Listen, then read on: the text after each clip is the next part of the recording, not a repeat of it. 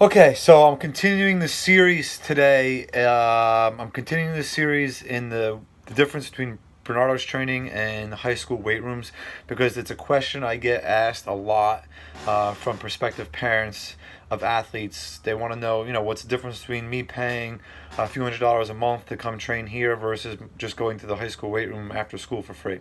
So I wanted to make a difference. There's a lot of differences. Obviously, we have to be better than the high school weight room because we were charging money. So the first video was on coaching and programming, huge difference. The next video is going to be on culture. So today's video is on culture and the difference between surrounding yourself in an environment where other athletes like you are on the same mission, they're hungry, they're motivated, they're committed, and they work their ass off versus being in a high school weight room where, not to say like all high school weight rooms are like this, because some of them could develop a decent culture, but from what I've seen, most high school weight rooms, the culture sucks. And it's just the way it is. I mean, if you get, let's just use a football team for example. If you get a football team of 50 to 100 guys, 10% of them might be committed, motivated, and then the rest. So if you're talking 50 guys, you have five guys that are into it, and you're gonna have you know 45 guys that they show up maybe if they have to, but they're not really that into it. So, and this is really important. So if you're a parent, you want your athletes to be surrounded by other athletes that are going to raise their level up. So you do not want your athletes to be drugged down. And I see it happen in the high school a lot. Like they get just pulled down, they get sucked down by the kids that don't want to be there. You got to remember, most high school kids are inherently lazy. They're going to find the easy way to do most things because they're not wise enough yet to realize most high school kids aren't going to be wise. Not all of them, but some of them are, and a lot of our kids are actually, but a lot of them aren't going to be wise enough to equate, having success training with becoming more successful on the field or on the court, or whatever they're trying to do. So they can't really equate the two yet. And they will drag down their teammates and their friends.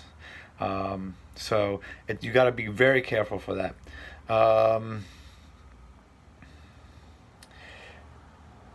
Basically, I've had to really work on building the culture here at our facility, and I think it's what separates not only from other high school weight rooms and high school programs, but also from other training facilities.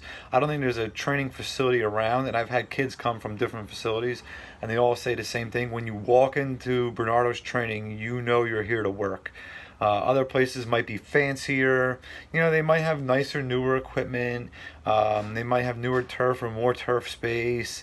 They might have a nicer glass front door or something like that.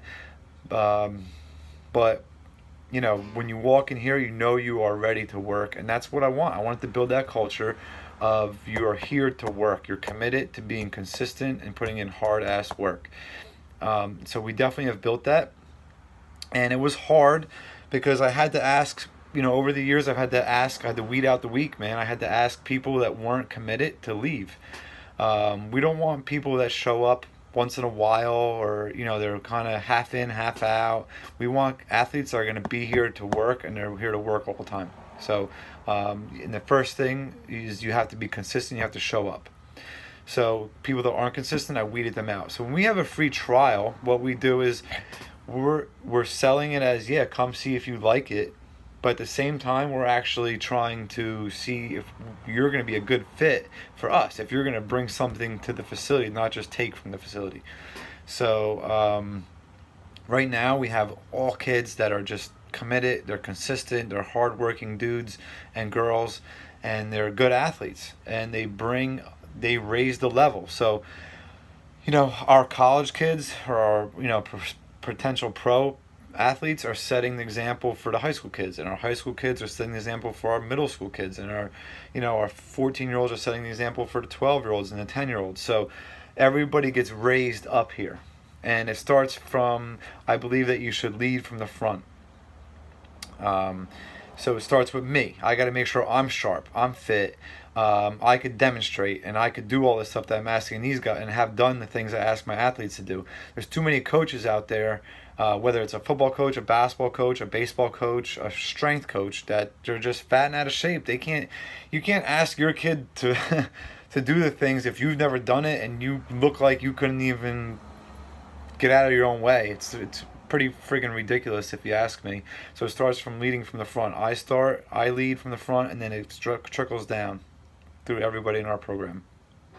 So, again, culture is something that a lot of parents don't think about when they're looking for a training facility, or they're thinking about the high school weight room. But it's huge, and it's almost, I would say, it's just as I put coaching and programming as number one, but this is just as important as coaching and programming, because the other athletes you're surrounded by will either raise you up, sorry, or pull you down.